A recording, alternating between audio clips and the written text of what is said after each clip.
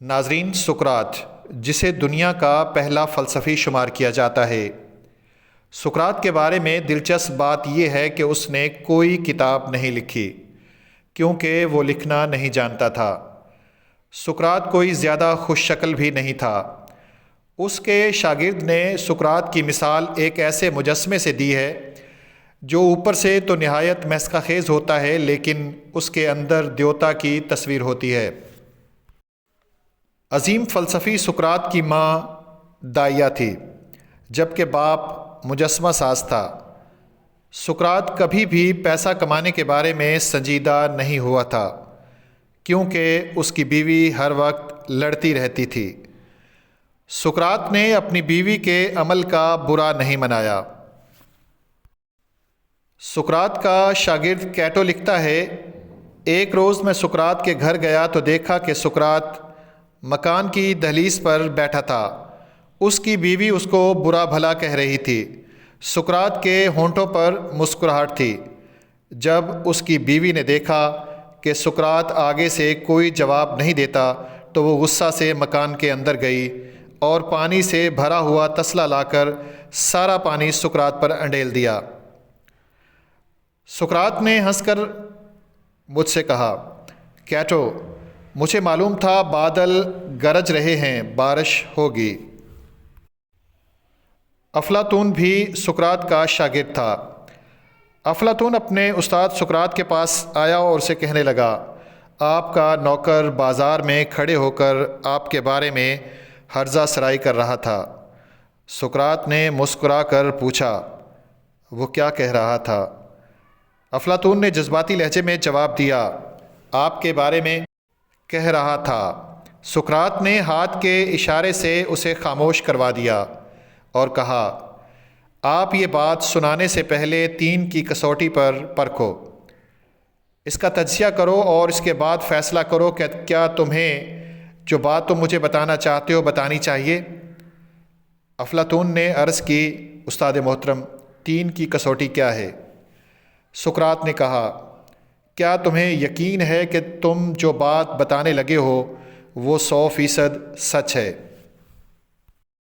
افلاطون نے انکار میں سر ہلا دیا۔ سقراط نے ہنس کر کہا، پھر وہ بات بتانے کا تمہیں کیا فائدہ ہوگا؟ افلاطون خاموشی کے ساتھ سقراط کا چہرہ دیکھنے لگا۔ سقراط نے کہا، دوسری کسوٹی، مجھے تم جو بات بتانے لگے ہو کیا وہ اچھی بات ہے؟ افلاطون نے انکار میں سر ہلا دیا، جی نہیں، بری بات ہے۔ سقراط نے مسکرا کر کہا، کیا تم سمجھتے ہو تمہیں اپنے استاد کو بری بات بتانی چاہیے؟ افلاطون نے انکار میں سر ہلا دیا۔ سقراط بولا، گویا وہ بات دوسری کسوٹی پر بھی پورا نہیں اترتی۔ افلاطون خاموش رہا۔ سقراط نے ذرا رک کر کہا، اور آخری کسوٹی یہ ہے کہ جو تم مجھے بتانے لگے ہو وہ میرے لیے فائدہ مند ہے؟ افلاطون نے انکار میں سر ہلا دیا اور عرض کیا، استاد محترم، وہ بات ہرگز آپ کے لیے فائدہ مند نہیں ہے۔ سقراط نے ہنس کر کہا، اگر وہ بات میرے لیے فائدہ مند نہیں پھر اس کے بتانے کی کیا ضرورت ہے؟ افلاطون پریشان ہو کر دائیں بائیں دیکھنے لگا۔ سقراط کی قوت برداشت کمال کی تھی۔ وہ شہر میں واحد شخص تھا جو ننگے پیر برف پر گھومتا رہتا تھا۔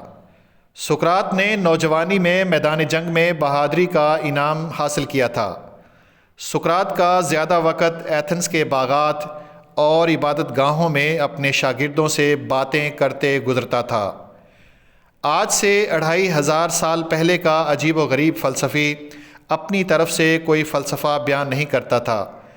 اس نے اپنے پیچھے کوئی کتاب تو کیا 4 صفحات یا کوئی چھوٹا سا مضمون بھی نہیں چھوڑا۔ ناظرین، وہ کچھ نہیں لکھتا تھا، اس کا اپنا کوئی فلسفہ نہیں تھا، وہ لوگوں کو کچھ بتانے کی بجائے ان سے پوچھتا زیادہ تھا۔ اس کے سوال ہی اس کا فلسفہ تھے۔ ساری زندگی ایک چادر میں گزاری۔ کسی نے اس سے کہا کہ ڈیلفی کی عبادت گاہ میں ایک آواز سنی گئی ہے۔ سقراط نے ہنس کر جواب دیا، مجھے لوگ اس لیے دانا کہتے ہیں کہ مجھے اپنی بے علمی کا احساس ہے۔ ایک صبح جب سقراط بازار میں آیا تو اس نے دیکھا کہ اس کے خلاف قرارداد جرم چسپاں کی گئی تھی، جس میں سقراط کا پہلا جرم یہ تھا کہ وہ ان دیوتاؤں کی پرستش نہیں کرتا جن کو ایتھنز کے لوگ پوجتے ہیں، اس کے بجائے وہ اپنی طرف سے نیا دیوتا لے آیا ہے۔ سقراط کا دوسرا جرم یہ درج تھا کہ وہ نوجوانوں کو بگاڑتا ہے، لہٰذا اس کی سزا موت رکھی گئی۔ اس ساری الزام تراشی کے پس پردہ انیٹس نامی ایک چمڑا فروش تھا۔ اس کو سقراط کے خلاف ذاتی بغض تھا۔ دراصل سقراط نے اس کے بیٹے کو مشورہ دیا تھا کہ وہ کھالوں اور چمڑے کا کاروبار چھوڑ کر فلسفے سے ناطہ جوڑے۔ انیٹس کا اصرار تھا کہ اس کے بیٹے کو گمراہ کرنے کی کوشش کی گئی ہے، اس لیے سزا موت سے کم نہیں ہونی چاہیے۔ یوں چمڑا اور علم ایک دوسرے کے سامنے آ گئے اور فتح چمڑے کو حاصل ہو گئی۔ سقراط کو گرفتار کر لیا گیا، اس پر مقدمہ شروع ہو گیا۔ سقراط چاہتا تو موت کی سزا سے بچ سکتا تھا، کیونکہ ایتھنز کے قانون میں یہ گنجائش موجود تھی کہ موت کی سزا پانے والا کوئی شخص جلاوطنی کو متبادل سزا کے طور پر چن سکتا تھا۔ گویا جس شخص کو موت کی سزا ملتی تھی اس کو یہ اختیار بھی مل جاتا تھا کہ وہ اپنی ریاست سے باہر چلا جائے اور یوں موت کی سزا سے بچ جائے۔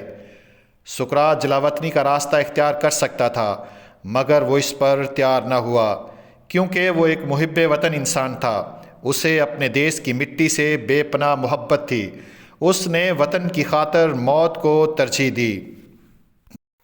جب سقراط کی زندگی کا آخری دن آیا تو اس کے کئی شاگرد اس سے جیل ملنے کے لیے آئے۔ شاگرد سقراط کے گرد جمع تھے۔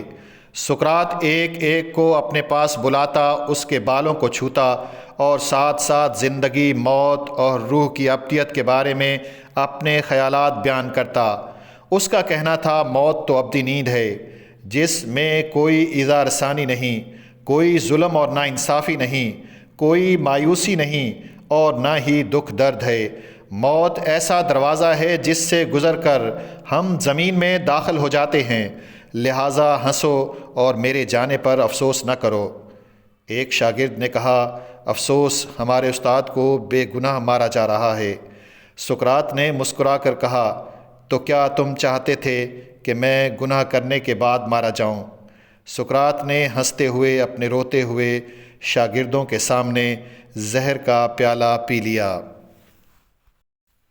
ناظرین، کتاب سقراط حیات، فلسفہ و نظریات کے مطابق یہ واقعہ ایتھنز میں 404 قبل مسیح عیسوی میں پیش آیا۔ ناظرین، اگر آپ کو ہماری آج کی ویڈیو اچھی لگی تو اس ویڈیو کو لائک کیجئے، کومنٹ میں کچھ نہ کچھ ضرور کہیے۔ اگر آپ نے ابھی تک ہمارے چینل کو سبسکرائب نہیں کیا تو سبسکرائب کر دیں، ساتھ ہی بیل آئیکن کا بٹن ضرور دبا دیں تاکہ ہماری ہر آنے والی نئی ویڈیو آپ تک بآسانی پہنچ سکے۔ شفیق شجاعت کو اجازت دیجیے۔ اللہ نگہبان، اللہ حافظ۔